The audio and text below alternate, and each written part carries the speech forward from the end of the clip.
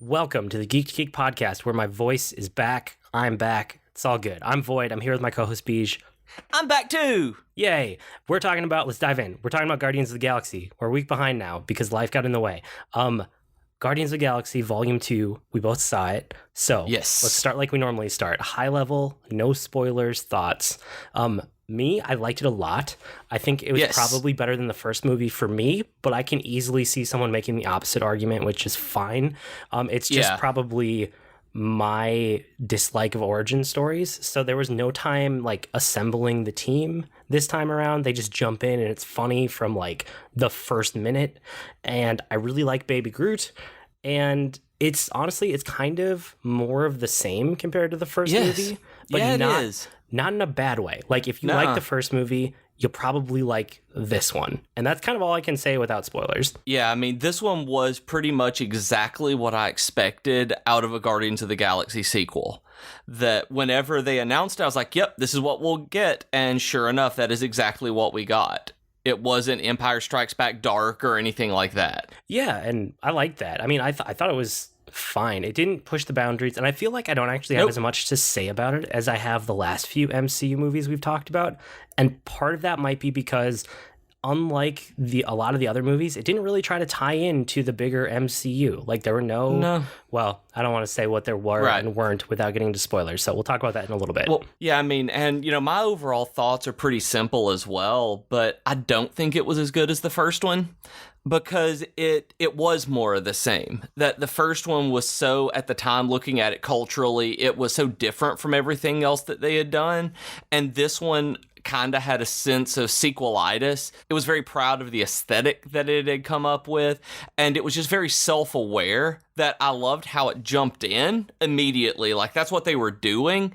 But it was kind of jarring because it was so aware of itself for what it was doing as it started. And I really liked it, though. I mean, that's not even a complaint. It's just I don't think it's as strong of a movie overall because it's a sequel, if that makes any kind of sense. I thought that the language and jokes actually detracted from it sometimes. Like, there was a little more cursing in this one. And, like, instead of euphemisms and innuendo, like, he made a Jackson Pollock reference in the first one. Like, if you shone a black light on the ship, it would look like a Jackson Pollock painting. Which, if you don't know what that means, you don't know what that means. And this one went from those kind of innuendos to straight up penis jokes. Like, there were a lot of penis jokes in this one. And there were a lot of kids in the audience because the first one was kind of clean. And this one had a little more language and jokes like that in it that I was like, oh man, that's weird. It made me notice the humor in this one in a different way. I don't know if you noticed that at all. A little bit. I don't know. I guess I don't usually get hung up on language or like, unless it's like really in your face bad. I usually don't even think about it. And I don't think it was to that extent. But now that you mention it. No. Like, now that you mention it, yeah. I mean, you're right. You're not wrong. It's not something that I even really noticed or jumped out at me. And I'm not sure what it was. It was kind of like when you're watching Age of Ultron and Captain America keeps pointing out and going, language. That was kind of the way this one was. It stood out to me because it was so stark against the rest of it. So Tony Stark against it? No. I'm sorry. And then I love that the trailers gave nothing away about the story. That you see the trailers and it's essentially everything from the first 10 minutes of the movie, and that was great, but I didn't think there was a whole lot of real story going on. It was one where there wasn't a narrative that pushed everything along. It was just a series of things that happened to the crew, which is a way to tell a character story, but it hits on one of my English teacher pressure points that this is not how you tell a story, that there is no motivating action behind it. There's no real conflict. It's just stuff keeps happening, and they're not really making any decisions. And even when, well, I'll talk about that in a little bit because that's actually kind of a spoiler. But there's one decision that's made, and it doesn't even feel like it's a decision to me. Okay, and I can see that. I think what someone said when I was talking to them about it was it felt like if they decided to take the Guardians of the Galaxy from the first movie and turn it into like a super high production value TV show and then stack like 2 or 3 TV show episodes together. And yeah, that's exactly what it felt like. That's not a bad way to describe it. Like, stuff is happening, but it's not necessarily like really driving the pace. And like, you're right, the story doesn't go a whole lot of places. It's just kind of like stuff happens to them in a sequence, and there's a lot of jokes, and it's entertaining. It's entertaining. There's not a lot of substance, but it's fun, and I want to see it again. You know, all of that. I mean, it was people I like saying and doing funny things. That's what I wanted out of this movie, and I got it. It just wasn't the Avengers or the first Guardians to me, but I loved it, and I will be buying this one when it comes out, and I haven't bought an MCU movie since before Ant-Man. Okay, that's cool. Okay, let's get into like spoilers now. So here's your official warning. But like along those lines, I thought the story was perfectly serviceable, but it didn't wow me. Right. Like, yeah. You know, I was there for the character interactions and the laughs, and I got that. And that's kind of exactly. Like, that's all I expected from this movie, and that's exactly what I got. And I mean, and this is what I almost said before, but besides one mention of an Infinity Stone, which is like offhandedly talking about the first movie, you know, and Nebula becomes like a good guy by the end. Kind of. Beyond those two things, there's like almost no greater ramifications in the MCU. Like everything else was just about stuff that happened to the characters. And even some of that didn't even like make the characters grow. It just happened around them or to them. There was a little bit of growth, I thought. Like there were things that were discussed within the narrative that was set up and the relationships of the characters. And we'll talk about some of that later, I think, when we talk about Rocket and some of the stuff that was going on with him, you know, the relationships and how he was driving people away.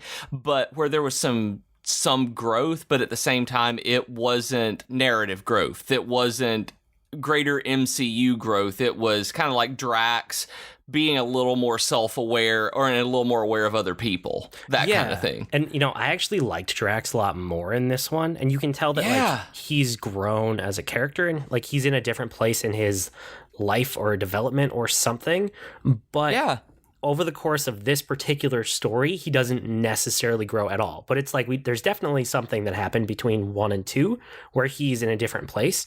And I liked him a lot more because of the way that he was presented in this one. I thought he was funnier, honestly. I thought he was funnier because he wasn't so angry. And that was one of the things in the first one that you have Drax doing all the time because he's trying to get revenge. And when he's not fueled by revenge, he's this kind of happy, funny, silly guy. And I liked it a lot. Yeah, and so not just Drax, but like Baby Groot also totally worked for me. And I know some people are like annoyed that he's just a cute little Baby Groot, but I really liked the opening sequence with the giant monster battle going on. And part of it was just like, you know, the filmmaker and me just loving that you make this giant battle and the thing we're focused on the entire time, well, until the very end, is Baby Groot just dancing around, even though all this other crazy stuff's happening in the background. Like, I loved that. I thought it was so well done. It was very well done. And I was afraid, though, as much as I loved that scene, I was so glad that they didn't continue that throughout the movie because it would have been really easy for James Gunn to have made this the Baby Groot show. And they didn't. He was in there a lot. He was great. He was probably the highlight of the movie overall. But they didn't make it the Baby Groot show, even though it started out looking like it could have been. And I thought that was a great filmmaking decision to get that focus out of the way, establish it, and then just let him be there. Yeah, and like I liked him in the end too, where he was like more critical, you know, like when he helps them escape from the cell they're in. I liked that part a lot. I laughed at a bunch of those jokes. I laughed so hard at that part when he's escaping and bringing all of that stuff back. I know that the people beside me were laughing at me because I was cackling and snorting, just going so hard at the jokes and him coming back and doing all of that. It was great. Like, I loved that part. That was my favorite part of the movie. And then, like, I love how he's a real baby. Like, he's putting things in his mouth and he, like, they have to like pat him out. It's like, no, don't put that in your mouth. Don't eat that. And it's just like in the middle of battle because he's a baby. Like, he's a toddler. He's doing things like a toddler does. And it's great. I laughed a bunch when Rocket had to talk him through pushing the button multiple times. And then at the very end where it was actually like critical to the plot that he pushed the right one. Like, I like that sequence a lot too. So like I said, Baby Groot, totally worked for me, like, basically the entire movie. Yeah, pretty much. I don't think there was a time in the movie where I didn't want to see more of Baby Groot, but appreciated that they didn't go overboard with it. Yes, I agree. I wouldn't have wanted, like, any more than we got, but I also didn't ever feel like it was just, like, jammed in there to be more. So it was a good balance. And then, like, Rocket and Yondu, I thought they had the most character development in the whole movie, and like Nebula did a little bit too, but most of the other characters didn't really change a whole lot. Even though Star-Lord had like some of the biggest interactions, I don't feel like he actually changed at all. Yeah. And that's not like a bad thing. It's just an observation that I made about the movie. Jennifer and I were talking about that, and we liked how, and she put it really well in that this movie didn't shy away from that kind of over sentimentality that the first one had, that like, we're friends and we can do this because we're friends, we're a family here. And that was one thing that I think with Peter that they did with Star-Lord, that they did really, really well in making it so that even at the end, after he went through all of this stuff, that it still came back to that, but I'm human, but I'm half human and I care about these people. And while he grew to that point, that was already who he was. So that's why it feels like it wasn't necessarily character growth. Yeah, I can see that. Because it was already part of where it was in the first one, and he did that, and he liked that, and it was just something that they elaborated on, it feels like, more than building. And then I thought, though, that I liked the Rocket and Yondu stuff. I thought that it felt kind of forced, because I just thought that Star-Lord and Rocket were bantering. It felt like it, I don't know, it felt just so like Mal and Simon in Serenity, after they had already established all their relationship in the TV show, that they just needed somebody to have a conflict with them on the crew. And that's kind of the way Rocket and Star-Lord felt. It was like, yeah, I mean, they banter, they would butt heads, but like, making them stop being friends because of that wouldn't happen with these two. That wouldn't happen with Star-Lord because of the way that he is. That was just part of his character. And so for them to try that, it felt to me like they were just trying to have a conflict to put Rocket ahead at the end of the movie. And it's like they kind of resolved that conflict in the first movie, and then they did almost like a soft reset for this one, just so they could retread some of that ground and get like more emotion out of it, when they really didn't have to. Like they covered that already. But I mean, that's in hindsight. When I was actually watching the movie, like it was fine. It didn't trip me up or make me stop and be like, that's wrong. You know, it's just sitting back thinking about it. It's kind of like, they probably could have done something better there. It was just that one moment where Star-Lord is leaving and Rocket is staying behind with Nebula, and he was like something about, you know, if you don't, I don't even remember how he put it, was what makes you think that you're not pushing us away or something like that. And I'm like, you wouldn't be pushed away by that, Star-Lord. You're too nice.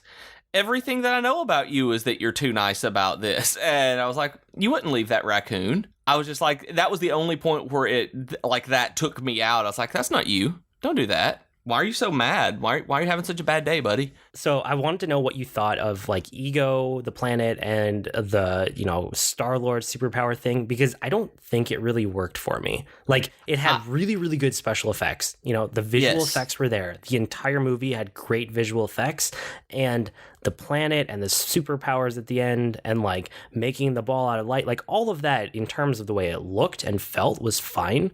But I didn't like, I don't know. The fight just didn't feel like it had weight to me. It wasn't that interesting. It was almost like that Neo in the Matrix against Agent Smith type of thing, where they can do anything, but then because they can do anything and they're equally powered, it's just kind of boring. I felt the same way about the fight, and I didn't care. That was one thing about it. I just didn't care, because I don't know. There was something about him being a planet that, while I understand, kind of felt like a Starkiller base thing in The Force Awakens. We're like, yep, we've done this before. I've seen this when Doctor Strange fought Dormammu. It kind of had that same kind of feeling. That the special effects were great. It was, but I thought it went so fast from, I made a ball, to, Peter, use your heart. It's like, I'm Pac-Man! And it's like, I'm just glad he got his giant stone Pac-Man. Like, that's what I'm glad of. Like, he made Pac-Man.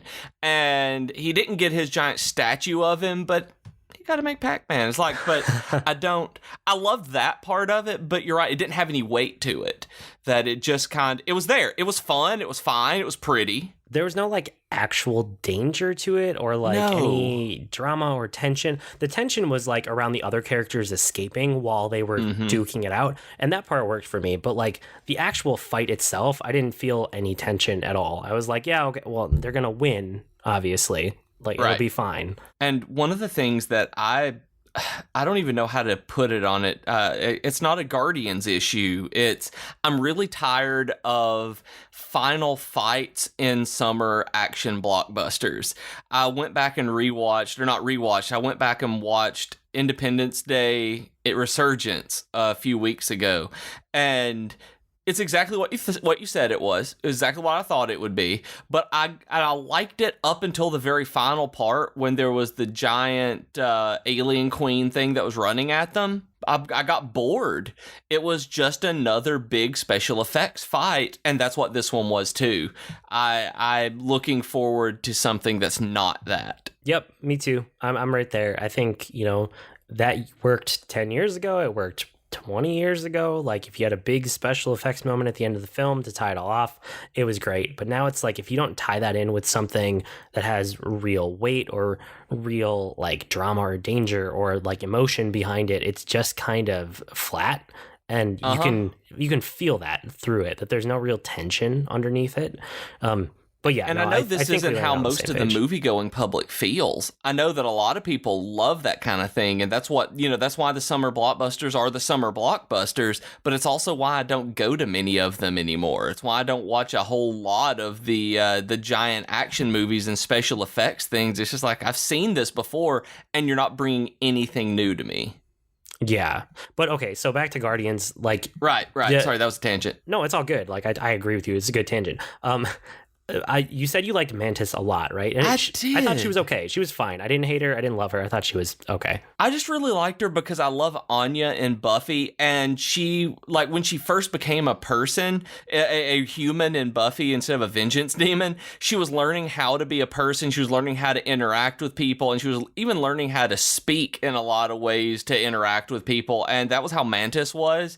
That she just felt she had that innocence meets pedantic speech. It was just interesting to me, and I just felt immediately familiar with her because of how much I connected with Anya and Buffy. Okay, that's fair enough. Like I don't feel like I have any deep thoughts about her. I thought she was okay. I want to see more of her as a character before I really make a judgment. I'm fairly neutral on her. Yeah, and I have her character in Marvel Future Fight, and I haven't really played with her yet, so I look forward to that now that I've seen her in Guardians the movie, the Guardians 2 here, so that I know who I'm controlling.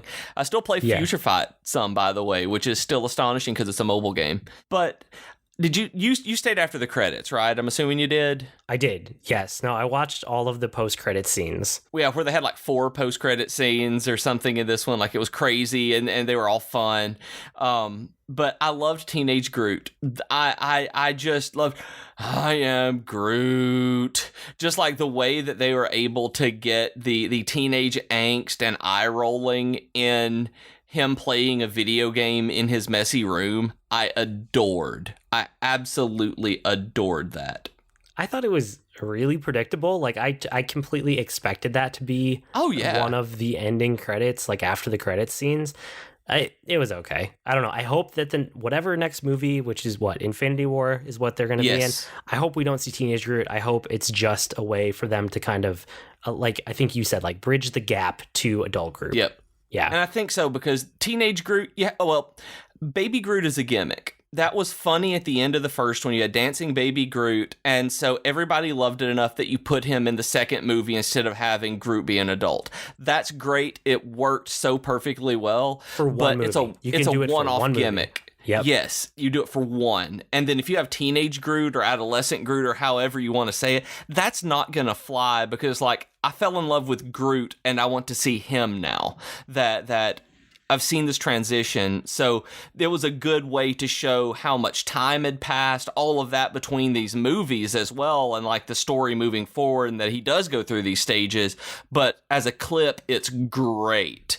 As a movie, I think I would get really frustrated with seeing that. Yeah, I agree. And then I actually like looked up the other end credit scenes because I didn't have a lot of context for them. Like, I've never been a Guardians of the Galaxy reader or a comic guy. Yeah, I didn't get almost anything extra in this that they added in. Like, Guardians is not something I know about, and I haven't even sat down to look them up. So I cannot wait for you to tell me about some of these. Well, and like for me, I don't read a ton of comics, but at least most of the other movies, that end credit, post credit thing, I have just enough context that I'm like, oh, I know what they're talking about.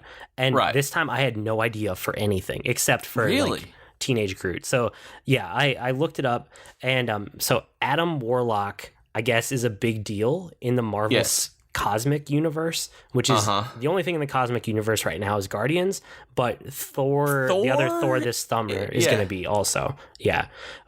And Adam Warlock is the one that was in that cocoon chamber thing at the end with the golden people that I already forgot their name because they're very forgettable. The Sovereign. Sure. They're the Sovereign, and that lady's name is Aisha.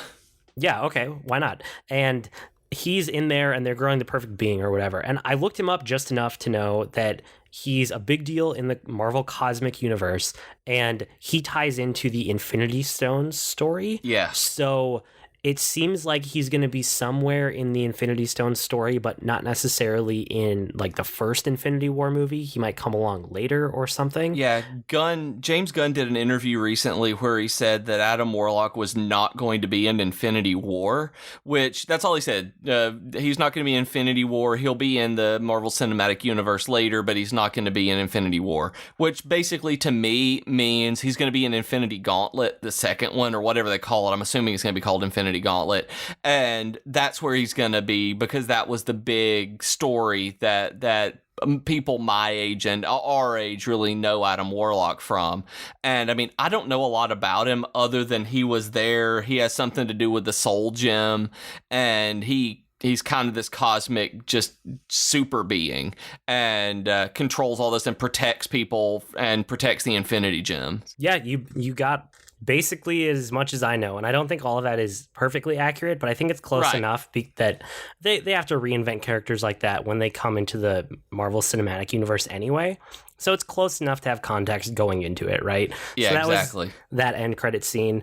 The one with the second in command guy who got the arrow, that was just it was nothing from the comics. It's just hinting that like he's going to be a Ravager captain next time, probably, you know? Right. And, okay, how did he get a fin? They burned Yondu's fin, and he had one of the head fins, and I thought that was the only one left, or did I get that, or did I completely miss something? Because he shouldn't have had the head thing. I don't know. Maybe there was another one around. You can hand wave it a bunch of ways.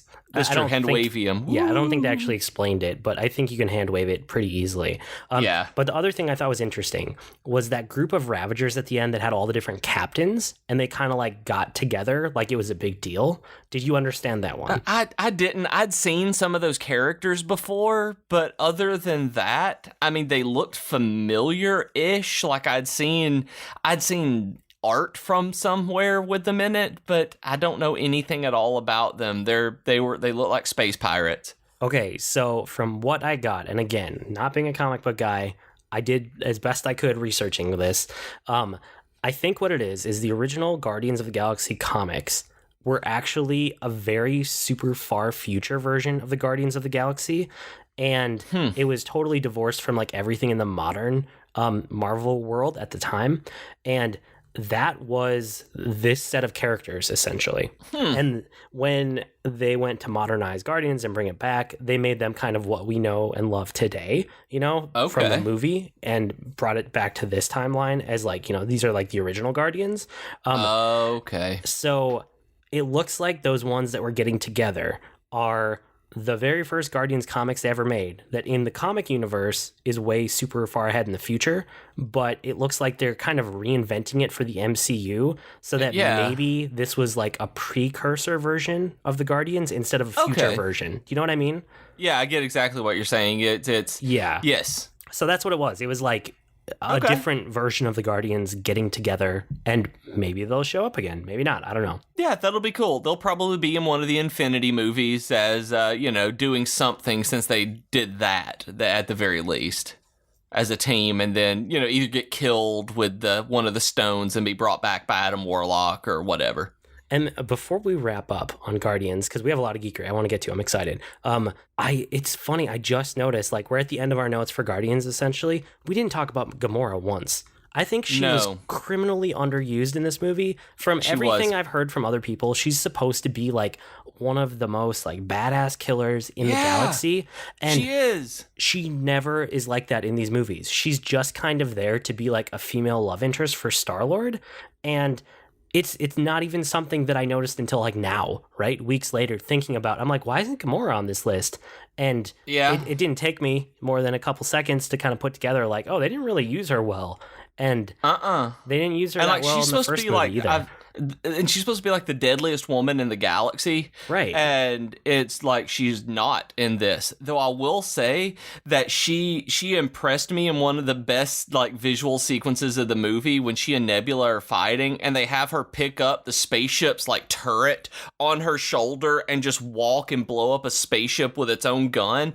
That like the Rock did that in Fast and the Furious 6. He ripped a minigun off of a helicopter and it was just fantastic. And when Gamora does that, when Zoe Saldana does that in Guardians, I just absolutely loved seeing that. And it showed how powerful Gamora is. But other than that, and having, this sister fight, no, they didn't use her at all like they should have. That Gamora is, like you said, supposed to be super badass. Yeah, so I don't know. I guess I hope they do better next time she's on screen. But who knows what to expect. I mean, they haven't done well with her so far, so it's probably going to be more of the same. Probably.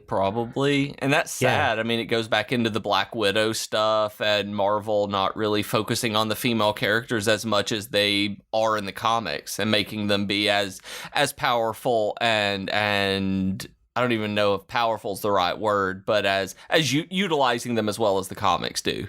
Yeah, exactly. Okay, any last thoughts on Guardians? I liked it.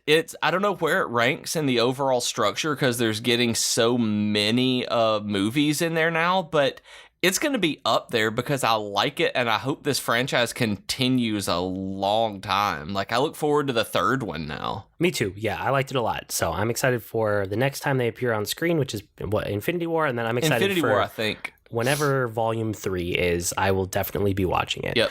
Okay, let's dive into I did have one more thing that I forgot completely about that I just thought about. Oh, because you said Volume 3, and it reminded me of how Volume 2 came because his mom gave him this mixtape that was Awesome Mix Volume 2, right?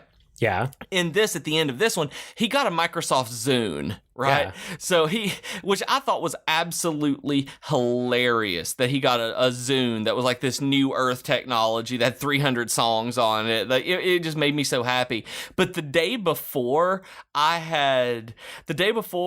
went to see this, I'd posted on Facebook that Vice did an article on the Microsoft Zune and how it's not being supported anymore, but it's still being used by so many people who are diehard Zune users because they can take a beating and just not die, and they have all this other stuff going for them that never caught on.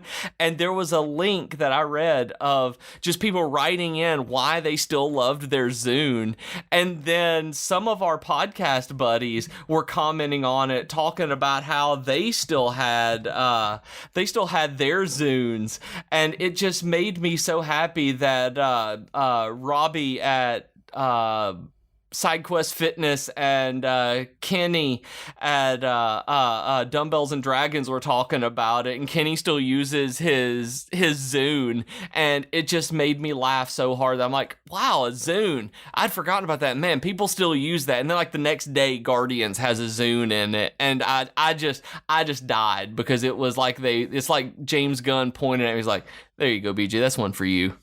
Dude, like, Zunes were awesome at the time. I had one. I loved it. I don't use it anymore. It might be buried in a closet. I might still have it. Probably not. But they were really cool at the time. Okay, let's dive into our geeky offer of the week. This week we have Audible. I'm going to pull up, as I have a lot lately, something from my geekery into a book recommendation. So if you guys don't know by now, audibletrial.com/geek2geekcast. You can get a free audiobook. Helps out the podcast. Everybody wins. My book recommendation for the week is Dark Matter by Blake Crouch. Have you heard of this one? I've heard of it, or at least I've heard of Blake Crouch, and I think that's one that I've heard of his. It seems really familiar, but I haven't read it. Okay, so I got it recommended to me, and people wouldn't really tell me what it's about. So as I do often, I'm going to spoil the premise, because I think otherwise, why would you even read a book without knowing a little bit about it? It is essentially about like the multiverse and how every choice creates parallel universes, right? And he is like a physicist that decided not to pursue his career path in like research, and instead went down like an academic path and had a family and kind of settled for, you know, like a quote unquote normal life. And another version of him went off and did all the research and found out how to access the multiverse, and then comes and switches lives with him and dumps him back into the other world. So that all happens within the first chapter. Like I'm not spoiling anything big here. That happens, and then it's all about the fallout of that. And, you know, it just knowing a little bit about multiverse theory, because that's the kind of person I am. Yeah, exactly. Yeah. The book wasn't super surprising for the first quarter or so, and then a big event happens where I don't even want to spoil it, but something happens and it hooked me, and I was like, I am going to finish this book today. And I read the rest of the book in a day. So like, you know, 75% of it. Zowie. Yeah, it was really, really good. And I listened to probably most of it. I was listening while I was cleaning the house as my Mother's Day gift to my wife. So I was cleaning and listening to audiobook. But yeah, I can, you know, for listening to almost this entire book, I highly recommend it on Audible. It was really good. So check out Dark Matter by Blake Crouch, or any other book you could possibly want to listen to on Audible. You can get one for free on us, audibletrial.com/geek2geekcast. And with that, it's time for our weekly geekery, where we share what we've been geeking out about this week. Why don't you go first? I've been watching The Handmaid's Tale still. I've caught up last night, and a new episode comes out tomorrow as of this recording, and it's so good. It just keeps getting better and better. If you guys are not watching The Handmaid's Tale on Hulu, you really, really should be. It is just fantastic. And I mentioned it a couple of weeks ago, just how the third episode made me physically sick on a philosophical level, that it affected me physically. And it's just so good. Like, it is getting so much better, and I can just see everything. I just love it. And I have the Kindle version, and I haven't read it yet. And I'm really thinking about picking up the audiobook to listen to for this one, just because I really want to see how the book handles this, because I know they've modernized it. It came out in 1985, so they've modernized it a lot for the current world, honestly, and it was in production, like I said, before all of the current the absolute right now politics that are going on. And but I'm interested to see how it was in 1985 with these same kind of dystopian ideas. So it's super good. Like, you need to watch it. I will. I'll catch up one of these days. Or at least try. At least see if you like it. I'll try it. I'll probably watch however many episodes are out one of these days, just in one shot, binge it. Yeah, I get that. I think you would like this one. And I probably will. I may have restarted playing World of Warcraft again this week. I see that. How's that going? I found a $20 code for Legion, and I was like, oh, I can do that. And I'm playing a Demon Hunter, and he's at level 106 now, and I really, really like it. I'm playing tanky Demon Hunter, and they can't die. That I don't know if you played one of the Vengeance ones, but I I can't make myself die, that they take so little damage and heal themselves so much that they just can't die while leveling. And at 105, I was able to kill a level 110 elite in Suramar. Yeah, nice. It's insane, but it's super fun. I can definitely see that I won't be sticking out for the long haul on this, that I'm not gonna, play it and do the whole raiding with a guild thing, making it my part-time job or anything like that. And there's just so much of a grind for the artifact and artifact knowledge and artifact power and just all of the points and reputations that you have to get up in this one. But it's fun. It's very good, and I like the content that I'm seeing so far, and I'm going to see through all of the Raid Finder stuff and continue playing with it and just go about and have fun and explore, because this one is very much an exploration expansion, it feels like to me, or at least I'm looking at it that way, and it's working. Yeah, keep us in the loop as you keep at it. And you got to 110, didn't you? Got to max level when you went back, or did you just give up? No, I gave up. I got bored.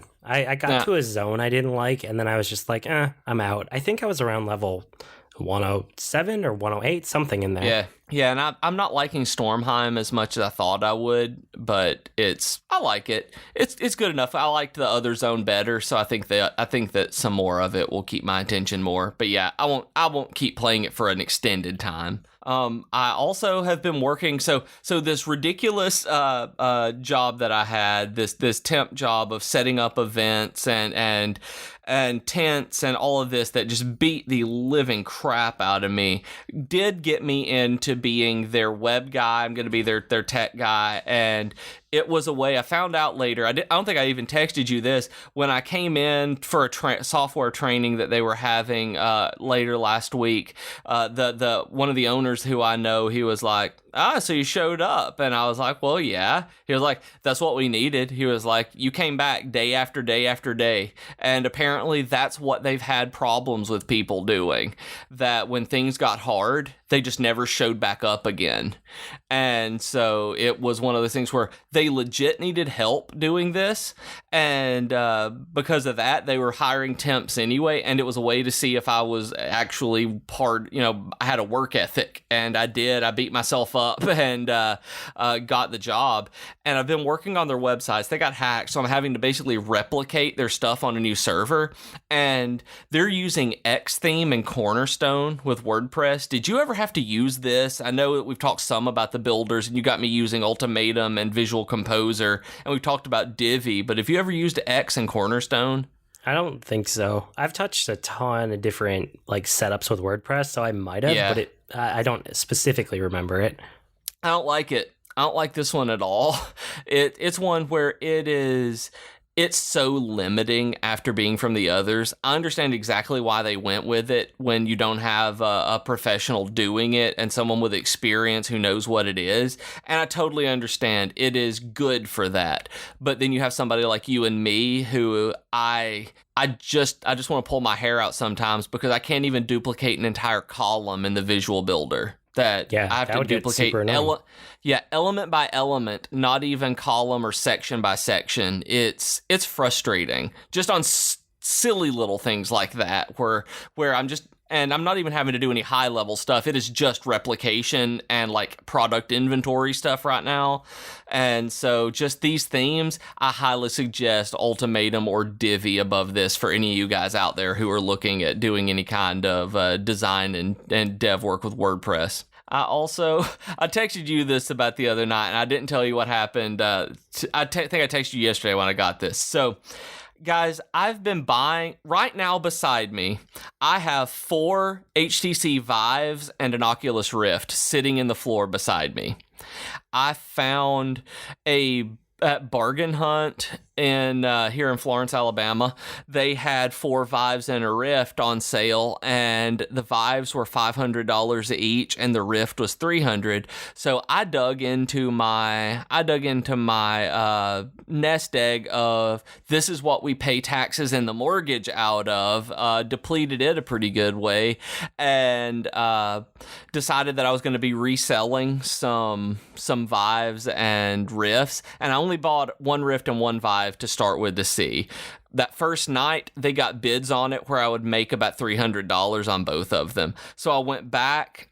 Somebody the next day had asked me if I would buy it now, but I already had a bid on it. So I went back the next day and bought the three remaining Vives, and I had someone buy it today, just straight up buy it now off of one of them for $784 for me. So I made almost $300 off of that one, and it's like, these are new on $7.99 on the Vive store. Like, I don't quite understand why people are buying these from me and letting me resell it. And yes, I know I am that guy, but flipping tech is something I'm really good at. That when I told Jennifer about it and we looked and I was dropping over $2,000 of our savings on virtual reality headsets to resell, she just looked and was like, "You've never not been able to sell something before. I trust you. If you think you can do it."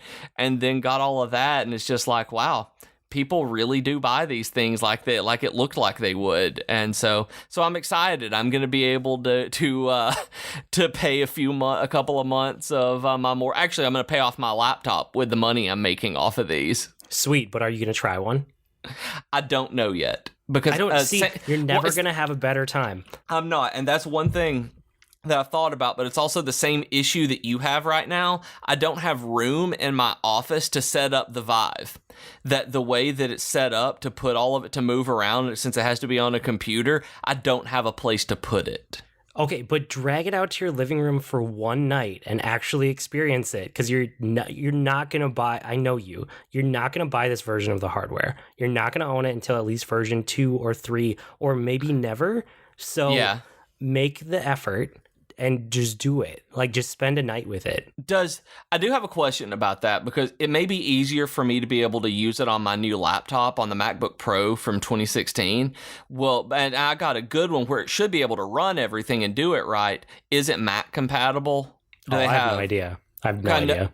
I didn't know if you used any on your Mac, or if it was your desktop on your Windows machine that you used it for. No, I never do PC gaming on a Mac. I do it on my Windows machine. Okay, cool. I probably will before these sell, but yeah, I'm that guy, and I'm really excited. That I also feel like a tremendous jerk, because dropping that much money at once feels really bad anyway. I hate it. And going in and just spending that much on virtual reality gaming made me feel kind of like a turd. I was just like, look at me buying these 3 virtual reality headsets. And I'm just like, oh man.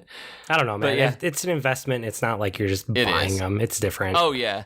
And there's a 30-day return policy. So if I can't, for anything, if you have the receipt, so it's like, if these don't sell and make a bunch of money, which I think they will based on the evidence right now, it's I can take them back and get my money back. So it's a win-win for me either way. Sweet. Anything else this week? Working on starting to run again, because I getting fat, to be completely honest, like real fat, like it's bad.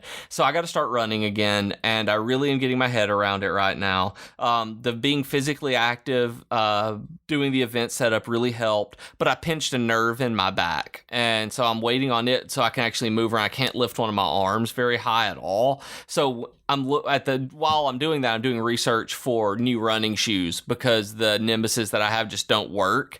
And I'm going between the Ultra Paradigm 2 and the Mizuno Wave Rider 19. And I'm going to have to go try them on, I think, because Sergeant Bilbo said that he has the Mizuno Wave Inspires and loves them, but they're a stability shoe and they don't work for me. So I need more of a neutral runner.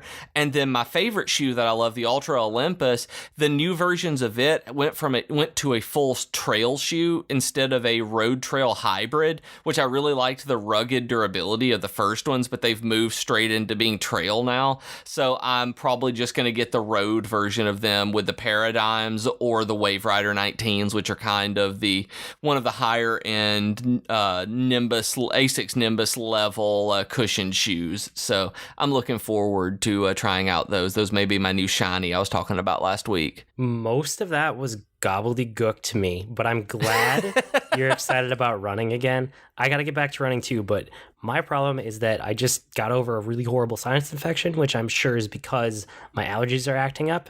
So I checked the pollen count, which I should have done weeks ago, and it is literally off the charts right now in Minnesota for... Oh, no. Yeah, it's like, out of 12, like their index or whatever, it's like at 12, which means it's probably higher than that. This just the scale doesn't go any higher.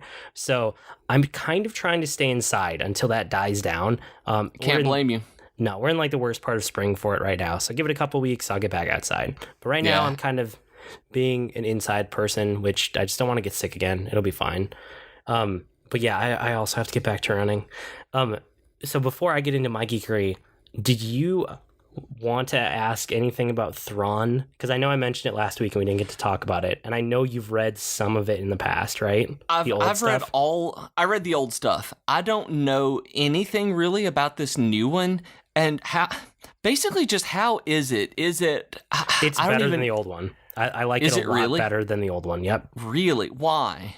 I don't know, maybe it's a more modern writing style, but honestly, I liked this depiction of Thrawn better, and a lot of it is from Thrawn's point of view, which I think is super cool, because it's like how he's thinking through things and why he's doing what he's doing, and if it's not from Thrawn's point of view, most of the rest of it is from his like second in command's point of view, who follows him throughout like everything that he does. Do I have to have finished Rebels Season 3 to really understand Thrawn? No, and in fact, what I was trying to get to last week, and maybe I was incoherent because I was sick, but it's actually better to read Thrawn first because it ties into Rebels Season 3, but it happens before. I got you. Okay. Yeah, so I would read Thrawn before you go back to Rebels. Okay, great. That's something. I think I picked up the audiobook for it recently on Audible, but I don't remember if I did. Maybe it was something else. But yeah, that's one where I could definitely see the audiobook being great for it, the way that they do the production on Star Wars audiobooks. Yep. Next time you get a Star Wars itch, read Thrawn, and then you can probably transition from that into Rebels again, and you'll have a good time. That was actually my plan, if it was good to read before. I wasn't sure exactly where it came in the narrative. Yep, it's good. It's good. And then Mario Kart 8, I'm still playing it a lot, especially with my daughter because she loves Mario Kart. Or Mario Kart 8 Deluxe. I keep forgetting to put the Deluxe on the end. Did you have any questions about it? It's not that different. It's not that different. That was really it because I've been playing it on the Wii U and it's fun. I really like it. But is the Deluxe worth the upgrade? Because I had initially thought about using my new Shiny to be getting a Switch, to buy a Switch. And Mario Kart and Zelda are the games that I really want for it right now, and I've got Mario Kart and Zelda on the Wii U for the moment, so it doesn't seem like that's a very, very worthwhile investment. I'll get it eventually for the Switch, but is it a huge upgrade? I mean, if you own a Switch, you should buy Mario Kart 8 Deluxe, but you should not buy a Switch to play Mario Kart 8 Deluxe. It's not a system seller, it's not that different, but it's the form factor thing. Like, once you actually own a Switch, it fits into your life in so many different ways, and it just fits so well with so many different lifestyles. The more and more I talk to people, the more I'm convinced of that. And just being able to play it on the go, I take it upstairs, I play it in bed, I throw it into a dock, I play with my family. Like, I've played more Mario Kart 8 Deluxe than I have Mario Kart 8, probably already, maybe, because it's just available. And that makes, such a huge difference in my life. So, it's good. The only real difference is having 2 items at a time instead of 1. I think it really changes the game for the better. But outside of that, and like an improved battle mode, because the battle mode in the original Mario Kart 8 was pretty junky. It was not that fun.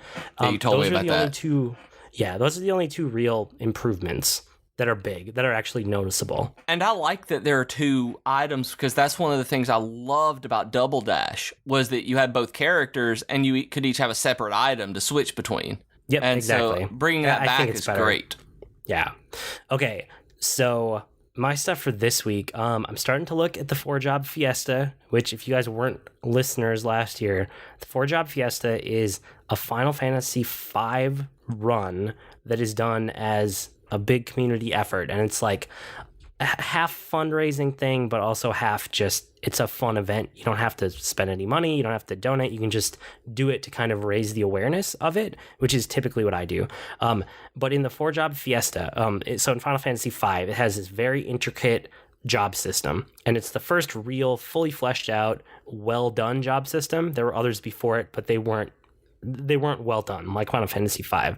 And in the 4-job Fiesta, you register and then you are given 4 jobs, and those are the only ones you can use in the game. And there are some rules around it, like when you have to switch to the job, like what you do before you have access to the job, things like that.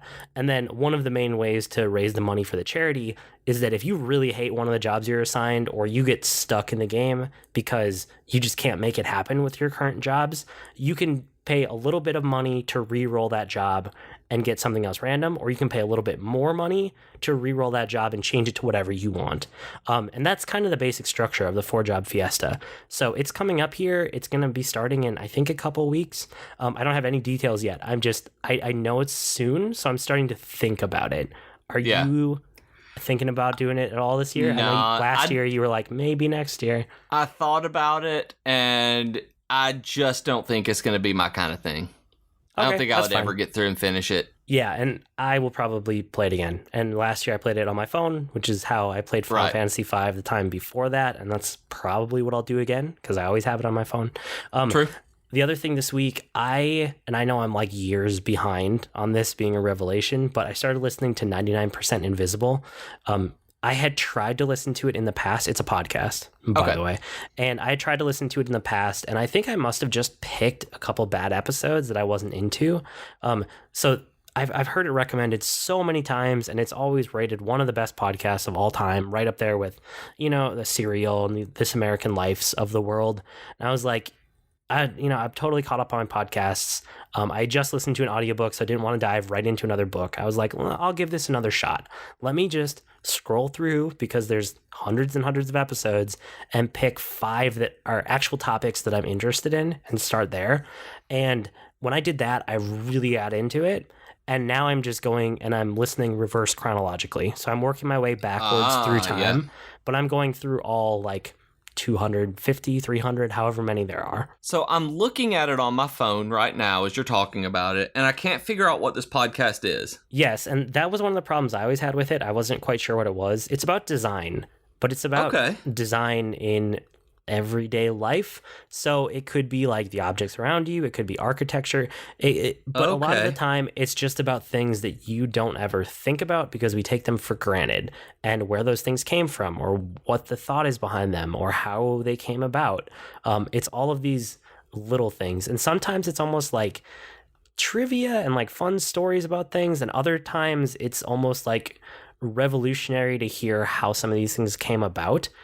I guess that's the best way to describe it. I don't know. I don't know how they self-describe, but it's something along those lines. Yeah, that sounds actually pretty interesting. That's something I'm very interested in too, that I've been looking into and reading a lot more about design and that kind of, not necessarily civil engineering, that's a weird way to put it, but just how everything in the world is put together, and good design is, I guess, like they said, 99% invisible. Yep, it's really, really good. So, like I said, I'm super late to the party on this one, but if you guys are too, I'm right there with you. You should take a listen. I was going to say take a look, but that doesn't make sense. They have a website. You can look at it.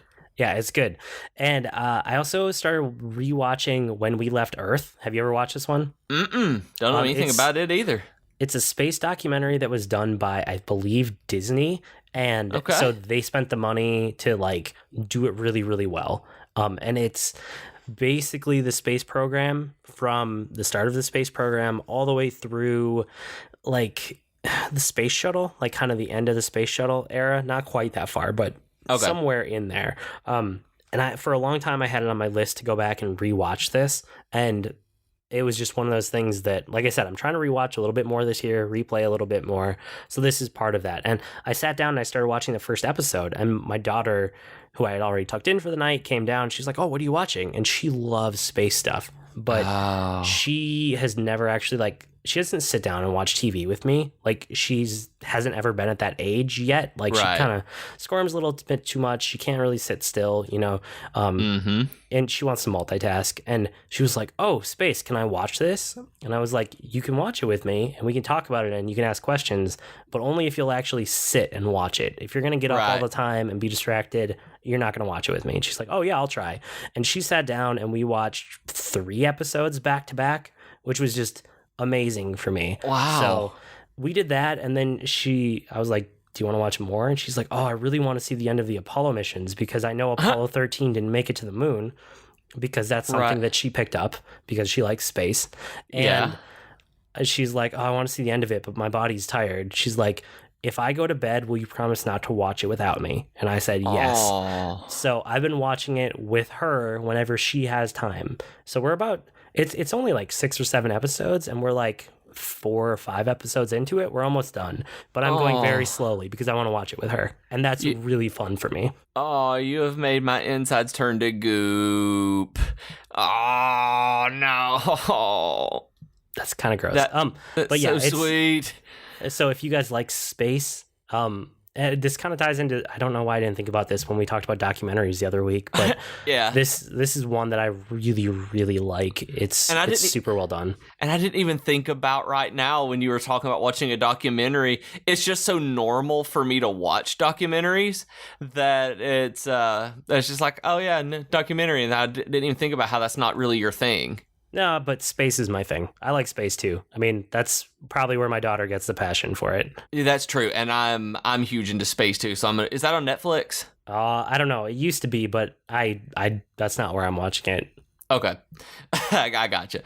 I thinking about that with it being kind of a series, and it has nothing to do with it, but it reminded me we're watching the Great British Baking Show or whatever it's called. I can't remember exactly.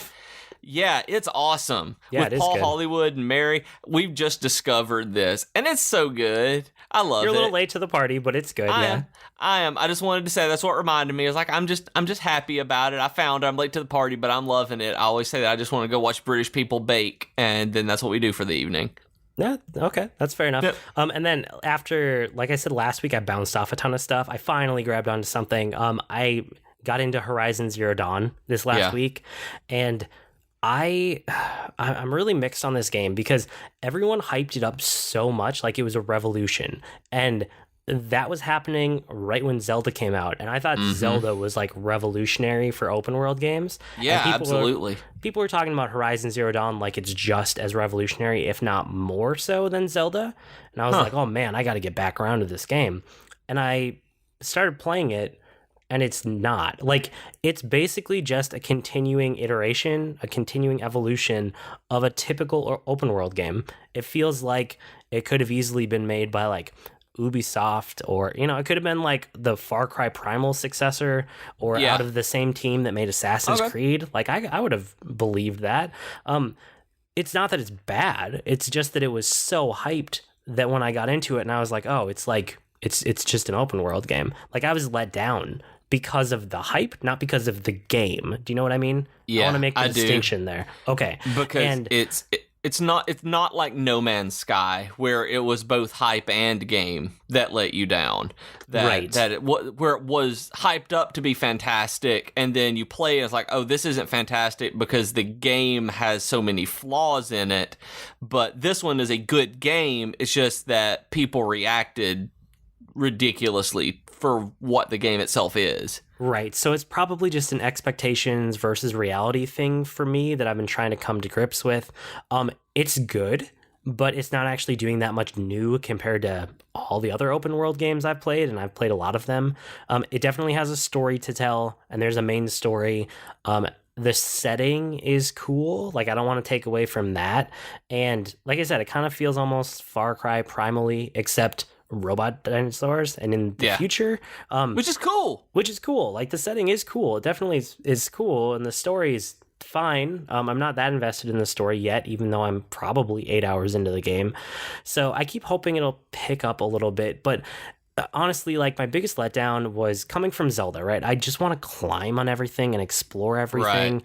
And like there are little rocks I should be able to jump on. And she's just like, she's jumping higher than the rock and she won't go on top of it. And I'm like, oh, it's infuriating. And the saddest this game made me was when I tried to like walk over the edge of this cliff because I was trying to get to an area and I was like, I bet I could jump down there and not die. That looks like an interesting place to be.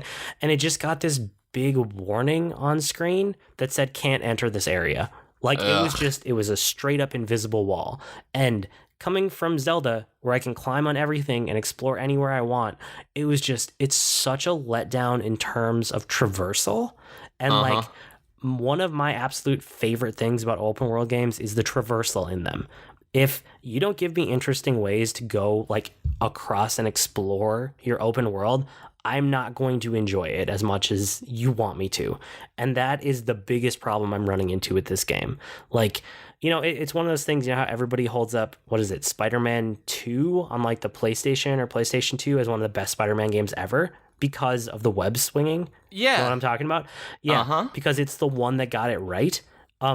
That's the kind of thing I'm always looking for in an open world game. Like, I loved the original Crackdown because it was so fun to jump around in that game. And like, I would just jump all the time.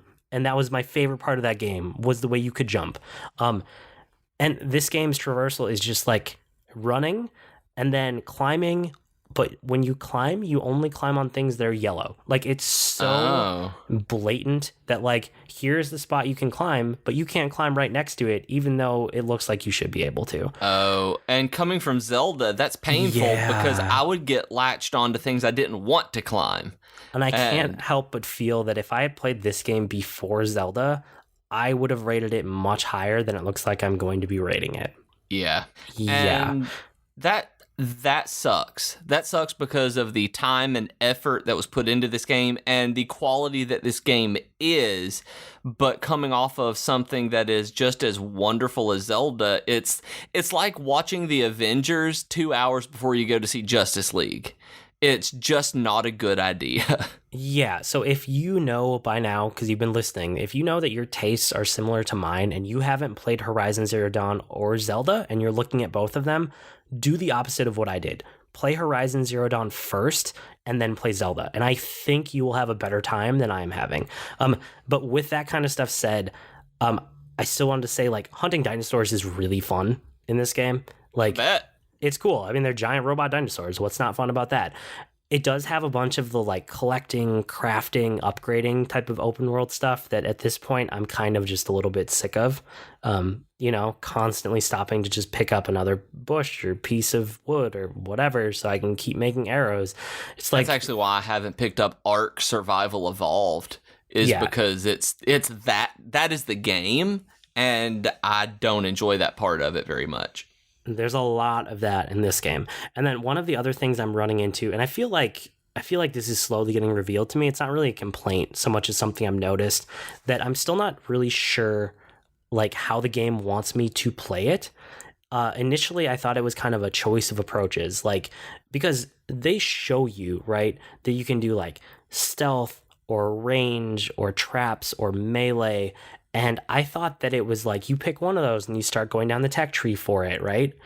But instead, I think that you actually have to use them all in conjunction with each other, and it never really explains that about about itself. Like, I think you're supposed to use stealth to get close and lay a bunch of traps before you hit them with a stealth attack from range, and then they run into the traps, and then you use a mix of melee and stealth and range again. But it like doesn't do a good job of messaging that exactly, which I don't know. Maybe it's just me not being imaginative enough. Maybe I just need to play around with the systems more. You're a systems guy. You have to do that. I am. And, you know, I'm still having fun hunting the giant robot dinosaurs. Like, I don't want to take that away from this game because that is the coolest thing this game has going for it, right? So if you like a modern open world game, like, and you like this setting, and it sounds interesting to you, you'll like this game, I think, for the most part. Does that make sense? Do you have any questions about it? I think those are kind of my main thoughts.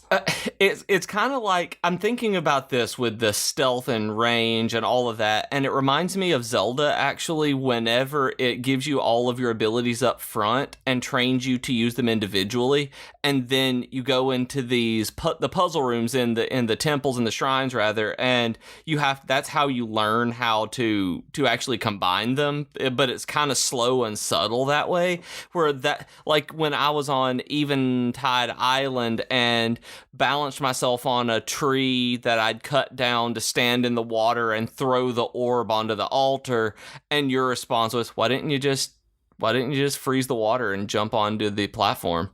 And I forgot that I could do it, where it's just the unique ways of having to do it that I wasn't taught to do it that way, so that wasn't what I thought about. And that's kind of what this reminds me of, where it doesn't necessarily telegraph it, and there wasn't that subtle way of learning to do it through the shrines, where it didn't have puzzles that taught you to combine them. And there's a couple other things in this game that I just don't think are messaged well to the player, even though they're interesting. Like, I looked them up online, and like, a big part of this game is you can break different components off of the giant robot dinosaurs, and it doesn't really go out of its way to tell you that that's a thing. And even when it kind of does, it still doesn't explain how you should go about it or like how to do it. And there's a couple other things like that too. Like there's there's a lot of things, a lot of robot dinosaurs that have elemental weaknesses, and I was using elemental attacks on them and it didn't seem to be doing anything. And actually what you have to do is keep using the same elemental attack over and over until it fills up this little icon above them, and then it works. So and those are just a couple examples, but it's like these little things where it's not clear when you're messaging to the player, and it could be much, much better. So again, it's a good game. Like, it's solid if you like open world, like that modern open world kind of Ubisoft style of game, right, and the setting appeals to you, you should probably give it a shot. And if you haven't played Zelda, play this one first, because I think Zelda is revolutionary, and I don't want you to be disappointed the way I was. At this point, I don't know if I'm going to finish it. I'm almost to the point where one of my friends said, make sure you play until this point. I'm almost there. And at that point, I might just kind of set it down and wait for the sequel. I feel like if they take a second swing at this universe, it could be a lot better. But that's going to be years from now. See, I can't even imagine doing that, where it's like, I'll wait for the sequel, but that's going to be like 2 years. Yeah, but I mean, if it's not clicking with me, I'm not having fun, and I have other stuff to watch and play, like, I'm going to set it down. That's what I do with games now, if they're really not grabbing me. That's true. Yeah. So I'll report back next week. I think by this time next week, I will have decided whether I'm pushing through to the end of this game or whether I have set it down and moved on. So you guys will find out by about this time next week. With that, that's probably the end of the show. It was nice. It was nice to have a real show. It was so nice to be able to just sit down and things are normal and just do this. It's like, this routine is just so happy time. It's soothing. Okay, you guys can write soothing. Comments, suggestions, or feedback. Our email address is geek2geekcast@gmail.com, or reach us on Twitter @geek2geekcast. We also have longer discussion threads on the subreddit, and I know there's one going right now for Guardians of the Galaxy 2 that Rob started. So jump over there to reddit.com/r/geek2geekcast. And remember, folks, that we are part of a podcast network. So if you are not listening to each and every one of our shows, you can go to geek2geekcast.com and see if we have anything that tickles your fancy. I blog at agreenmushroom.com, and you can find me at grnmushroom. That's green mushroom without the E's on Twitter. And I'm on Twitter as @ProfessorBeej, and I blog at geekfitness.net, which will be migrating to bjkeaton.com soon. All the content is there as well. Nice. We've been Void and Beej with your Geek Geek podcast. That'll do it for this week. See you next week, geeks. Bye. Bye.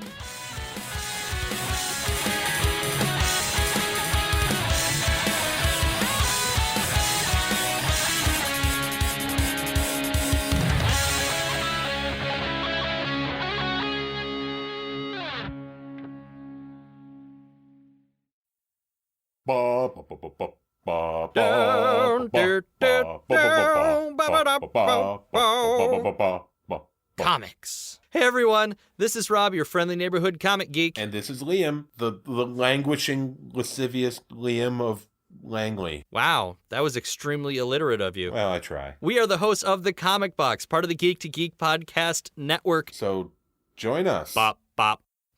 Oh, yeah.